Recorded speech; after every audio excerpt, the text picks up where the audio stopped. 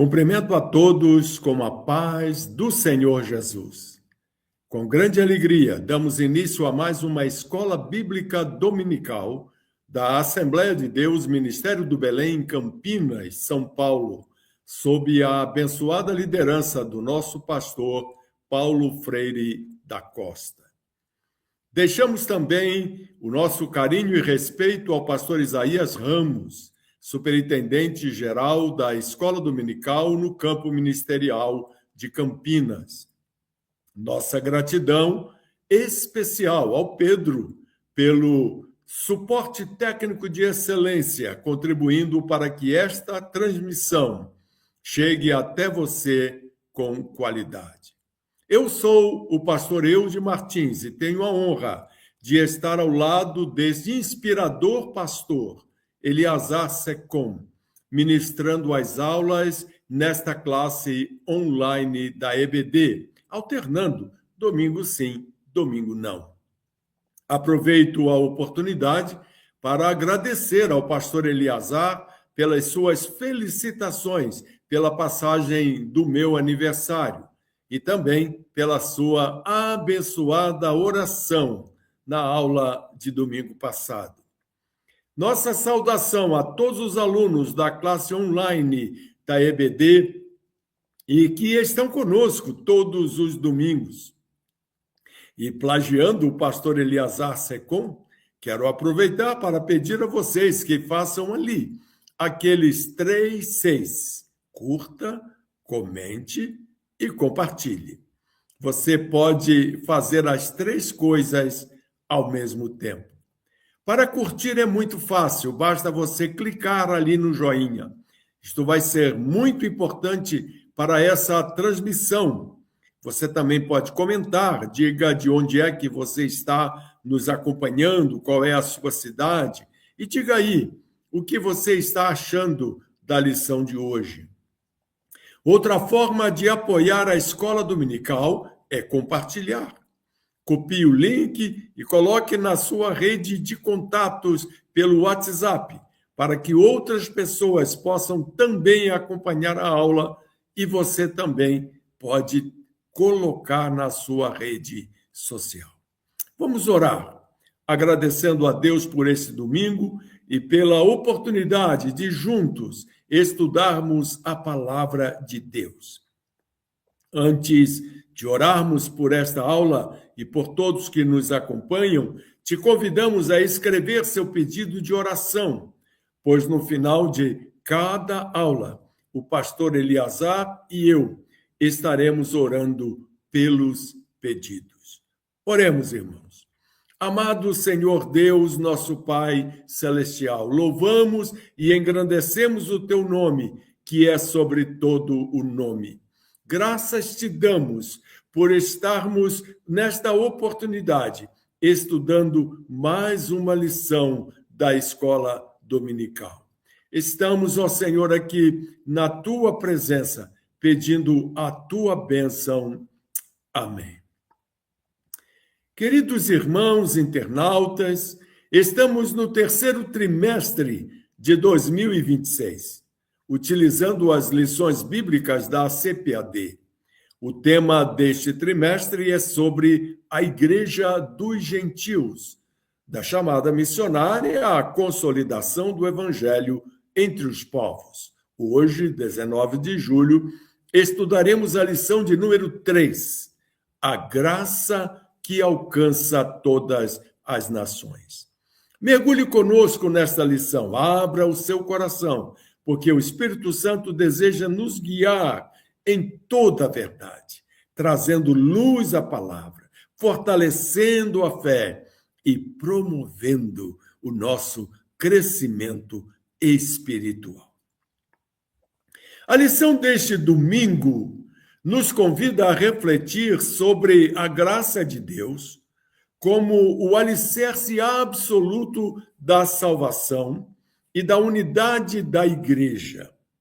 Através do estudo do concílio da igreja em Jerusalém, o primeiro concílio na história da igreja, nós compreenderemos que a fé cristã não se apoia em méritos ou rituais humanos, mas na ação soberana de Deus em Cristo para resgatar todas as pessoas. Vale a pena, então, começarmos a lição lendo o texto áureo, Efésios capítulo 2, versículo 8. Vocês são salvos pela graça, por meio da fé. Isso não vem de vocês, é uma dádiva de Deus. Este foi o texto áureo. Agora temos a verdade prática. Ela diz assim: é pela graça que somos alcançados, perdoados e reconciliados com Deus. Tendo citado o texto áureo e a verdade prática, vamos agora para a leitura bíblica da lição. O texto bíblico no qual estamos baseando o comentário da lição deste domingo. Livro de Atos dos Apóstolos, capítulo 15, do versículo 1 ao versículo 5, depois pularemos e leremos o versículo 28 e o versículo 29, e terminaremos lendo os versículos 36 a 39. Leiamos a palavra de Deus. Atos capítulo 15, versículo 1. Chegaram a Antioquia alguns homens da Judeia e começaram a ensinar aos irmãos: a menos que sejam circuncidados, conforme exige a lei de Moisés, vocês não poderão ser salvos. Paulo e Barnabé discordaram deles e discutiram energicamente. Por fim, a igreja decidiu enviar Paulo e Barnabé a Jerusalém, acompanhados de alguns irmãos de Antioquia, para tratar dessa questão com os apóstolos e presbíteros. A igreja, portanto, enviou seus representantes a Jerusalém. No caminho, eles pararam na Fenícia e em Samaria para visitar os irmãos e contaram que os gentios também estavam sendo convertidos, o que muito alegrou a todos. Quando chegaram a Jerusalém, foram bem recebidos pela igreja, pelos apóstolos e presbíteros, e relataram tudo o que Deus havia feito por meio deles. Contudo, alguns dos irmãos que pertenciam à seita dos fariseus se levantaram e disseram: é necessário que os convertidos gentios sejam circuncidados e guardem a lei de Moisés. Lemos os primeiros 5 versículos. Agora vamos ler os versículos 28 e 29 de Atos 15. Pois pareceu bem ao Espírito Santo e a nós não impor a vocês nenhum peso maior que estes poucos requisitos. Versículo 29. Abstenham-se de comer alimentos oferecidos a ídolos, de consumir o sangue ou a carne de animais estrangulados e de praticar a imoralidade sexual. Farão muito bem se evitarem essas coisas, que tudo lhes vá bem. E agora pulamos para os últimos versículos, 36 a 39. Algum tempo depois, Paulo disse a Barnabé: voltemos para visitar cada uma das cidades onde pregamos a palavra do Senhor, para ver como os irmãos estão indo. Barnabé queria levar João Marcos, mas Paulo se opôs, pois João Marcos tinha se separado deles na Panfília, não prosseguindo com eles no trabalho. O desentendimento entre eles foi tão grave que os dois se separaram. Barnabé levou João Marcos e navegou para Chipre. Louvamos ao Senhor pela leitura da sua palavra. Vamos agora, irmãos, para a introdução da nossa lição. Vejam vocês, o Concílio de Jerusalém foi um momento decisivo que garantiu que o cristianismo se tornasse uma religião mundial. libertando-o do exclusivismo nacionalista judeu.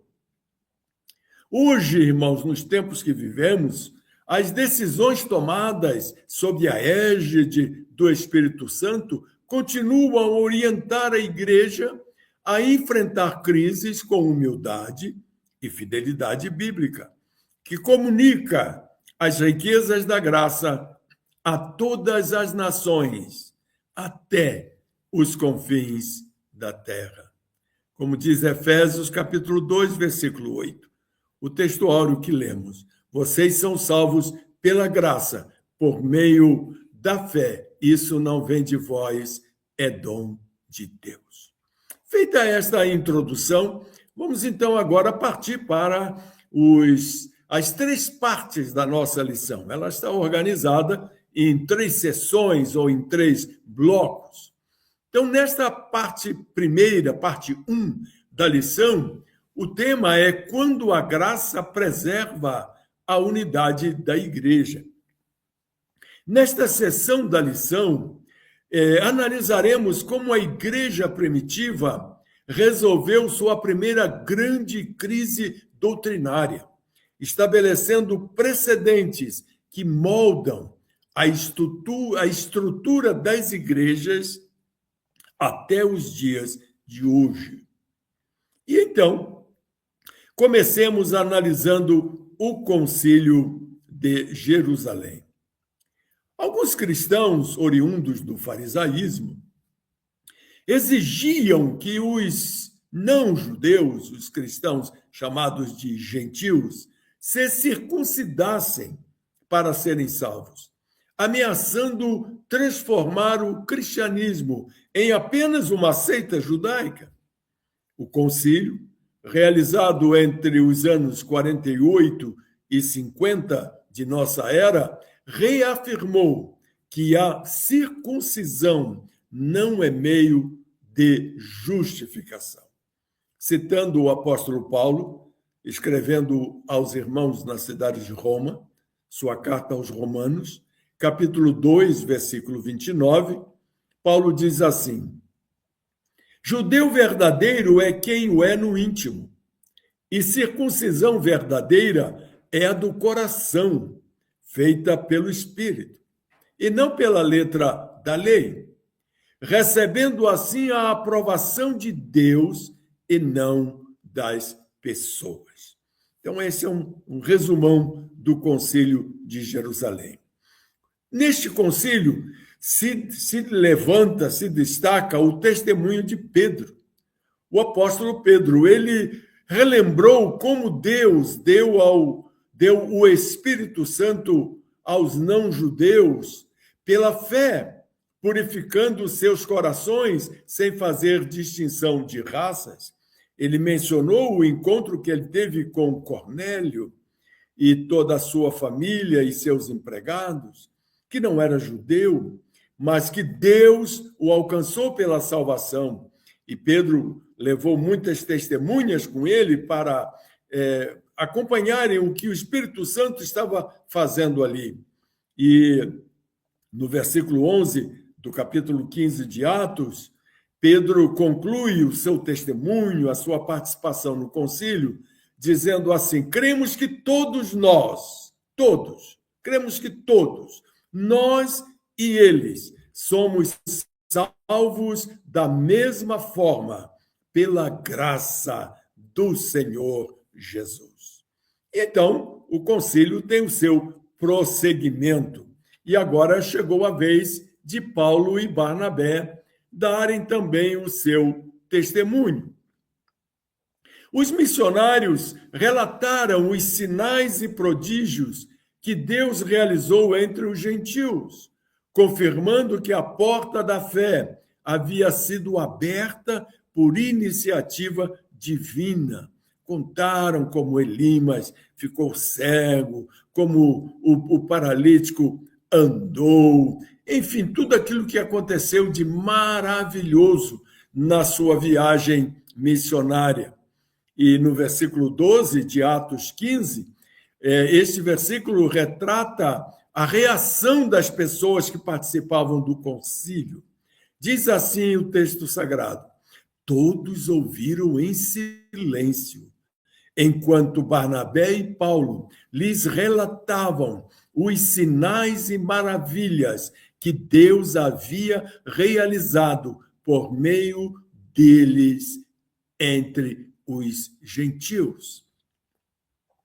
Muito bem, depois destas participações, entra em ação Tiago.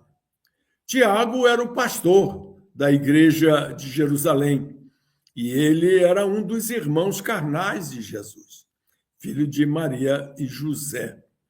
E nós encontramos nessa parte desse primeiro bloco da lição a sabedoria de Tiago, como ele, com a graça de Deus e a unção do Espírito Santo, ele orientou as decisões do concílio. Tiago, irmão do Senhor, fundamentou a inclusão das nações nas profecias de Amós e propôs recomendações práticas para manter a comunhão sem impor fardos necessários ou desnecessários, sem impor fardos desnecessários. E ele citou o livro do profeta Amós, capítulo 9, versículos 11 e 12, que diz assim: naquele dia restaurarei a tenda caída de Davi e consertarei seus muros quebrados. Das ruínas a reconstruirei e restaurarei sua antiga glória. Israel possuirá o que restar de Edom e de todas as nações que chamei para serem minhas. E então, nós vamos ver agora a influência das decisões daquela época na igreja de hoje. Vejam vocês, o concílio estabeleceu que a unidade da igreja se baseia na verdade do evangelho e não na uniformidade cultural. Ensinaram a liderança atual a distinguir entre os fundamentos da fé e as tradições humanas. Nós somos muito prisioneiros da nossa cultura, das nossas tradições, dos nossos hábitos. Mas a decisão do conselho serve para nós hoje, mostrando que a verdade do evangelho é que é importante, não a uniformidade cultural. Daí a importância dos missionários serem bem treinados para evangelizarem outras nações, outras culturas. Gálatas, capítulo 5, versículo 13, diz assim: porque vocês, irmãos, foram chamados para viver em liberdade. Não a usem, porém, para satisfazer sua natureza humana. Ao contrário, usem-na para servir uns aos outros em amor. E então a nossa lição chega num momento delicado, quando há divergência entre Paulo e Barnabé.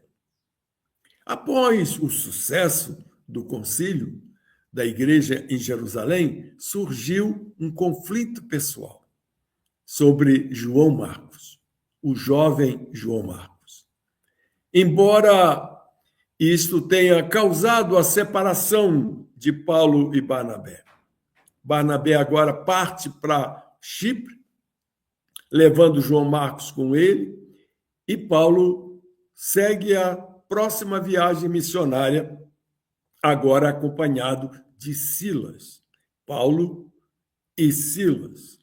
E essa divergência, infelizmente, trouxe uma separação entre dois amigos. Mas o importante é observar que este relacionamento com João Marcos foi restaurado mais adiante. Porque em 2 Timóteo, capítulo 4, versículo 11, quando Paulo estava preso em Roma, na sua carta, nas suas orientações para o seu discípulo Timóteo, pastor em Éfeso, ele disse assim: traga Marcos com você, pois ele me será útil no ministério. Meus queridos, chegando ao final desse primeiro bloco, gostaria de colocar para vocês 3 aplicações práticas que aprendemos nesta primeira parte da lição. Primeira aplicação para a nossa vida: vamos focar no essencial. Assim como o concílio, devemos priorizar a doutrina da salvação pela graça, evitando que preferências culturais ou políticas dividam a comunidade. Nós vivemos uma época em nosso país e em outros países do mundo também de uma politização muito grande, e uns têm uma linha, outros têm outra linha, e essas preferências políticas muitas vezes dividem a igreja. Então, nesse tempo, nós devemos focar no essencial. Vamos pensar na doutrina da salvação pela graça e vamos evitar entrar em discussão com quem pensa diferente de nós. Segunda aplicação prática: valorizar o diálogo na igreja. Crises devem ser resolvidas com submissão às Escrituras, ouvindo as experiências missionárias e buscando a direção do Espírito Santo. Esse é o caminho. E, em terceiro lugar, a terceira aplicação prática é a liberdade com responsabilidade. A igreja hoje deve exercer a sua liberdade em Cristo, respeitando a consciência dos irmãos e promovendo a paz interna. Vamos então agora prosseguir o nosso estudo da lição de hoje, indo para a parte 2 da lição. O tema da parte 2 da lição é graça, um presente de salvação para todos. A graça não é apenas um conceito teológico, mas é o favor imerecido de Deus que alcança todas as camadas da sociedade, pobres e ricos, pessoas humildes, pessoas mais famosas, mais relevantes na sociedade. Esse favor imerecido de Deus alcança todas as pessoas. Vamos então para qual é a definição bíblica de graça. Queridos, graça representa a iniciativa de Deus em salvar o ser humano de forma gratuita, superando a abundância do pecado. Paulo deixou isso muito claro ao escrever aos Romanos, no capítulo 3, versículos 23 e 24. Paulo diz assim: pois todos pecaram e não alcançam o padrão da glória de Deus. Mas ele, Deus, em sua graça, nos declara justos por meio de Cristo Jesus, que nos resgatou do castigo por nossos pecados. Agora que já conhecemos a definição bíblica de graça, iniciativa de Deus em salvar o ser humano de forma gratuita, continuemos o nosso estudo entendendo que Jesus Cristo é a manifestação da graça. A graça se encarnou em Jesus, que se fez pobre para nos oferecer as riquezas do perdão e da vida eterna, através da sua morte e ressurreição.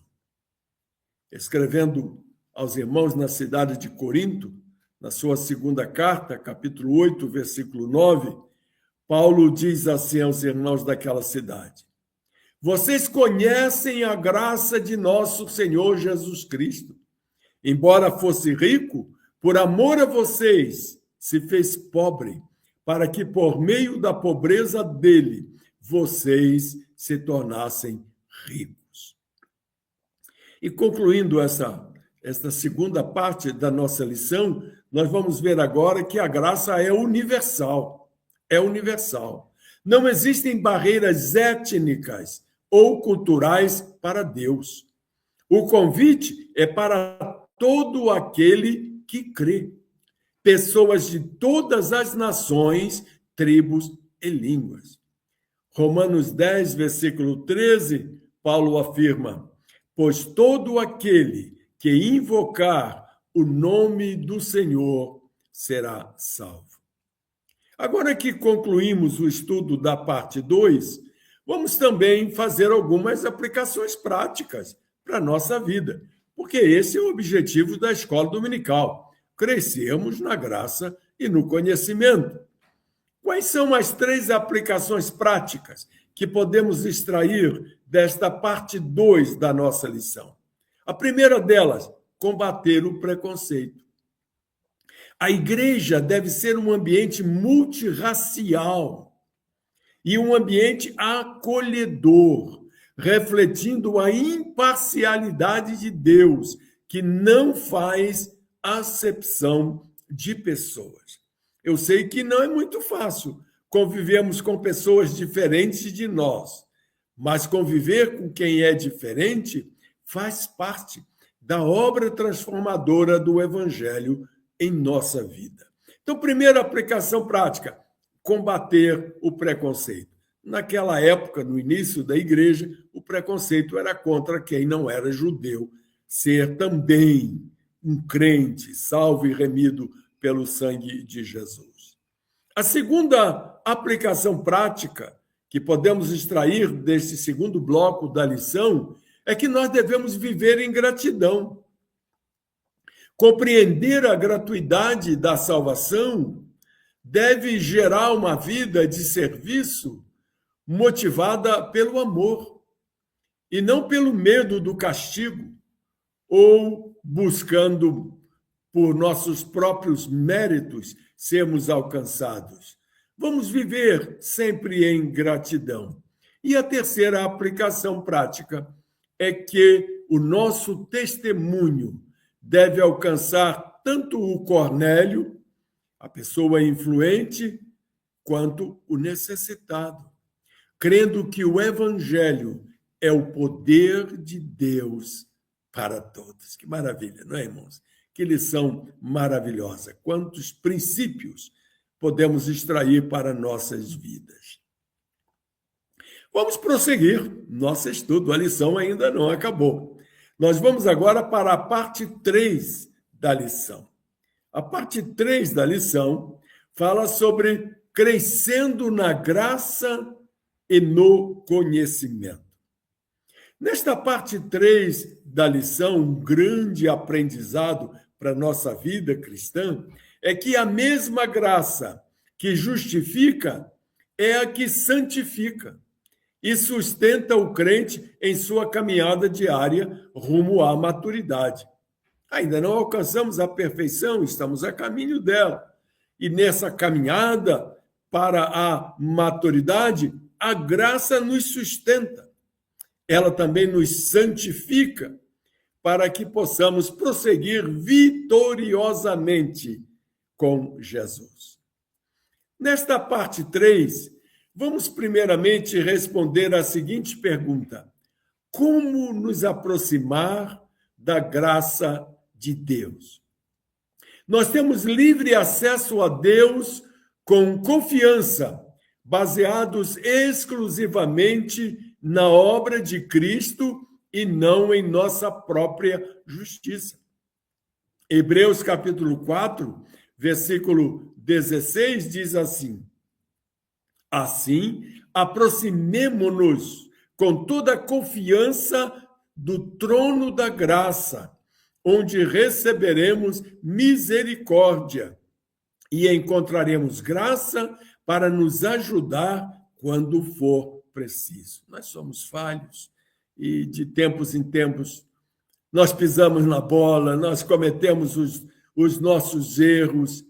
E a palavra de Deus aqui em Hebreus, capítulo 4, versículo 16, está nos ensinando a buscar o trono da graça de Deus. E fazemos isso através da oração, do jejum, da leitura da palavra. E com isso receberemos da parte do Senhor misericórdia, encontraremos graça para nos ajudar quando passamos por esses momentos complicados da nossa vida. Não perca a esperança. Ainda você pode reconciliar-se com Deus. Continuando o nosso estudo, nesta parte 3 da lição, aqui nós vamos também aprender que necessitamos de crescimento contínuo. A vida cristã, queridos, exige perseverança no ensino e na oração para que a maturidade seja alcançada. Daí a importância de participar da escola dominical. Está vendo como é importante você estar ligado neste momento e acompanhando a lição da escola dominical ministrada pela Assembleia de Deus em Campinas, São Paulo, porque nós necessitamos de ensino e de oração para que alcancemos a maturidade, para que cresçamos espiritualmente. O apóstolo Pedro, na sua segunda carta, capítulo 3, versículo 18, Pedro diz assim: cresçam na graça e no conhecimento de nosso Senhor e Salvador Jesus Cristo. A Ele seja glória, agora e para sempre. Amém. E então, irmãos, nós vamos ver a seguir os meios de crescimento. Deus comunica a sua graça através da palavra, através da oração, através da comunhão e através da adoração. E através destes meios de crescimento, Deus nos capacita a viver de modo santo. E esta graça chega até nós através da palavra, da oração, da comunhão e da adoração. Quem é o agente do crescimento? O Espírito Santo. Sim, o Espírito Santo é o agente do crescimento. Ele é o consolador que habita no crente, ensinando a verdade e capacitando para o serviço. Em João capítulo 14, versículo 26, Jesus diz assim: mas quando o Pai enviar o encorajador, o Espírito Santo como meu representante, ele ensinará todas as coisas e os fará lembrar tudo o que eu lhes disse. Que lindo, que lindo! O Espírito Santo é quem trabalha conosco para o nosso crescimento. Louvado seja o nome do Senhor. E concluindo esta parte 3 da lição, nós vimos aqui que somos educados pela graça para a santidade. A graça de Deus, irmãos, não apenas perdoa, mas ela também educa. Educa o salvo a renunciar à impiedade e a viver de forma justa neste mundo. Veja o que diz a palavra de Deus na carta de Paulo a Tito, capítulo 2, versículo 12. Diz assim: somos instruídos a abandonar o estilo de vida ímpio e os prazeres pecaminosos. Neste mundo perverso, devemos viver com sabedoria, justiça e devoção. Então, a graça também nos educa, nos orienta para viver em santidade, separados do pecado. Na conclusão da lição de hoje, nós vamos ser um pouco diferentes. Esta conclusão não está na revista oficial da Escola Dominical, mas eu queria concluir ocupando um pouquinho do seu tempo, falando sobre a prática da educação pela graça no mundo moderno. Queridos irmãos e irmãs, a graça de Deus não é apenas um favor que nos resgata da condenação. Ela é uma força pedagógica, ativa, que nos molda para vivermos de forma distinta na sociedade contemporânea. Essa educação pela graça, ela se manifesta em 3 dimensões práticas. Então, vamos concluir a lição mostrando estas 3 dimensões. A primeira dimensão é a dimensão da integridade ética e da justiça social. É o viver em justiça, que lemos há pouco na palavra de Deus.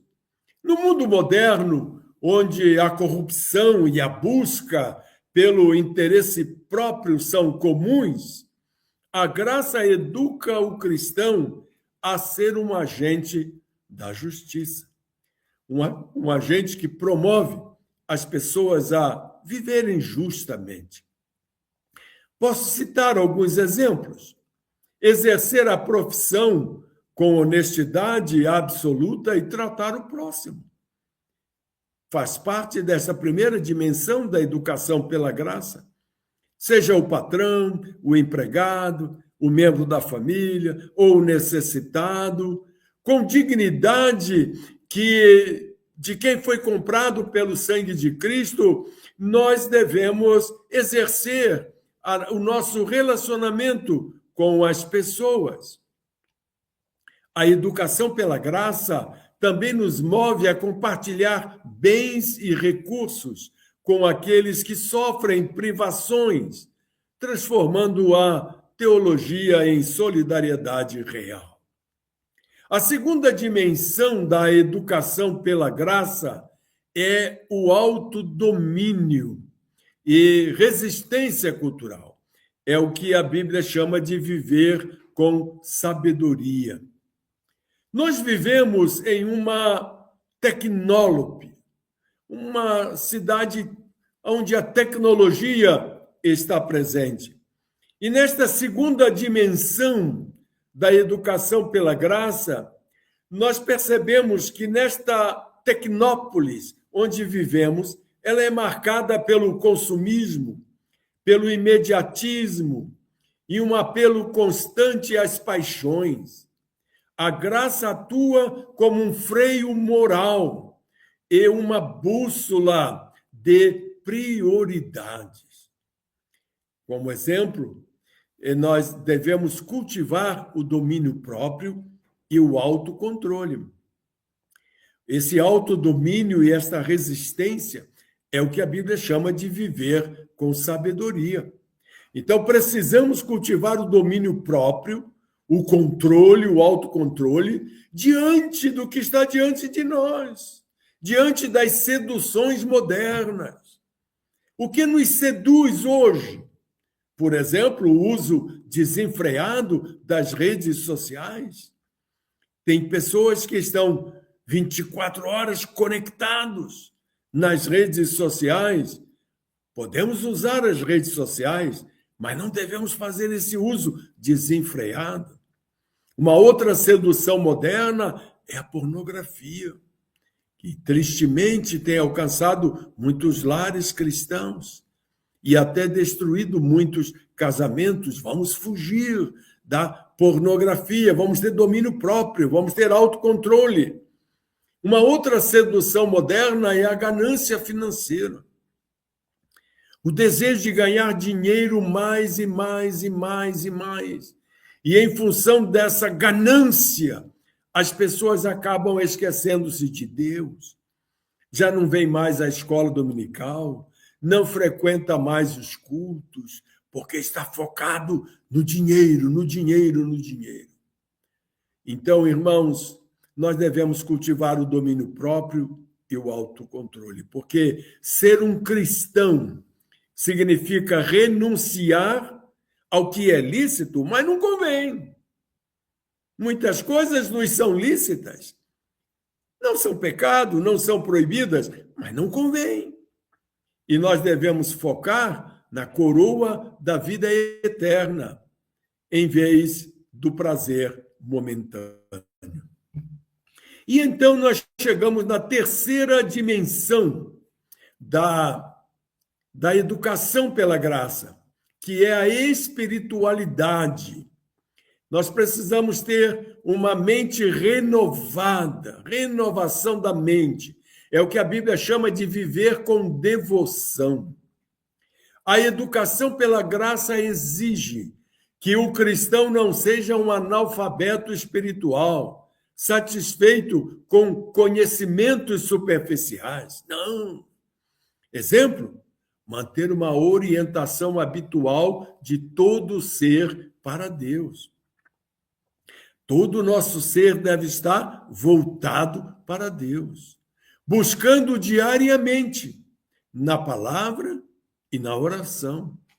Isso envolve um aprendizado paciente, onde reconhecemos nossa ignorância e nos submetemos ao ensino do Espírito Santo para que o nosso ser interior se renove constantemente. Tendo feito esses comentários e mostrando essas 3 dimensões da educação pela graça, eu queria concluir este encerramento. Não é o encerramento da lição ainda, mas da nossa aula, mas do que estamos estudando sobre educação pela graça, de que a verdadeira santificação não é um êxtase emocional, mas o resultado de uma obediência que dura a vida toda. Esse é o resultado de uma vida educada pela graça. Esta obediência que dura a vida toda, ela é impulsionada pela gratidão ao Salvador.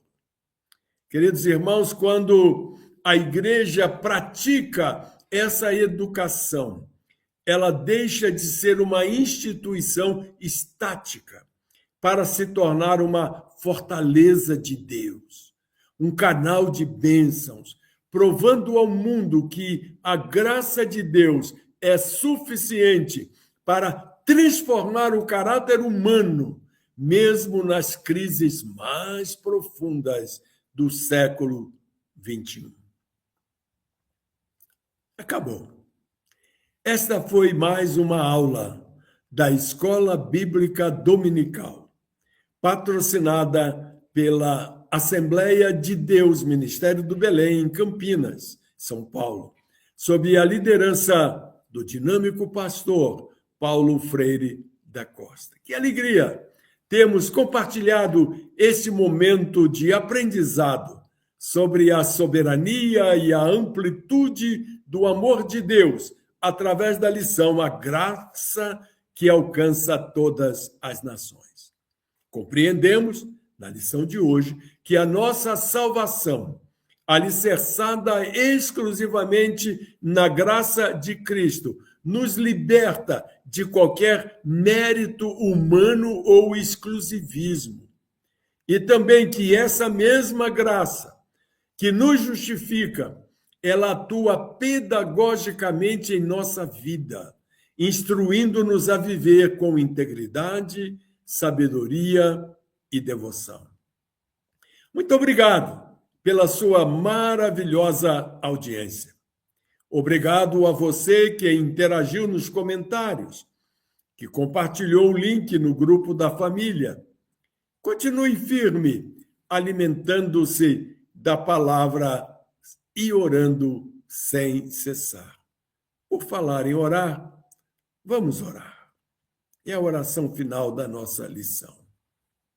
Senhor nosso Deus e Pai, louvamos o teu nome, porque a tua graça rompeu todas as barreiras, alcançando-nos e reconciliando-nos contigo através de Jesus Cristo. Agradecemos, ó Pai, por nos ensinar que a nossa fé não depende de rituais ou esforços humanos, mas da tua ação soberana e do teu amor incondicional. Pedimos que esta verdade transforme a nossa vida espiritual, tornando-nos cristãos mais humildes, que valorizam o diálogo, e fidelidade às Escrituras em meio aos desafios. Pai, que a tua graça, que nos resgatou, continue sendo a nossa força pedagógica, capacitando-nos a viver com domínio próprio, honestidade e devoção profunda.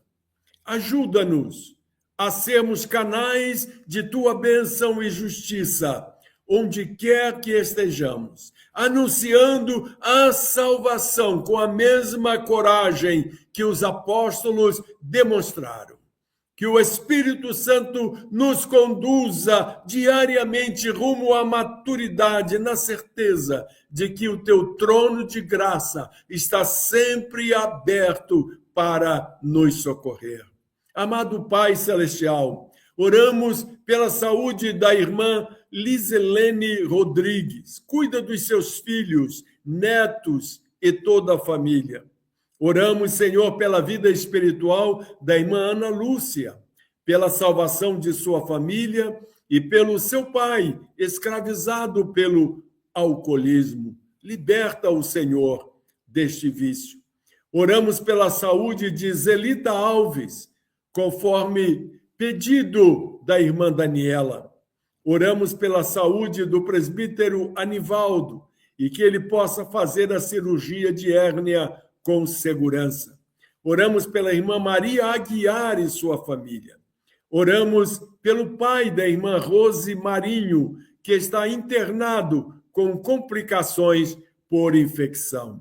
Querido Deus e Pai, que o Espírito Santo continue conduzindo a nossa vida, a nossa família e a nossa igreja para a glória de Cristo, em nome de Jesus. Amém. Que a graça infinita de nosso Senhor Jesus Cristo, o amor eterno de Deus, nosso Pai, e a consoladora comunhão do Espírito Santo estejam sobre todos nós, hoje e sempre, enquanto aguardamos com santa esperança a gloriosa volta de nosso Salvador Jesus Cristo. Amém. Fique na paz do Senhor. Fortaleça sua família na palavra. E até a próxima aula da Escola Dominical, sempre com a graça de Deus. A paz do Senhor.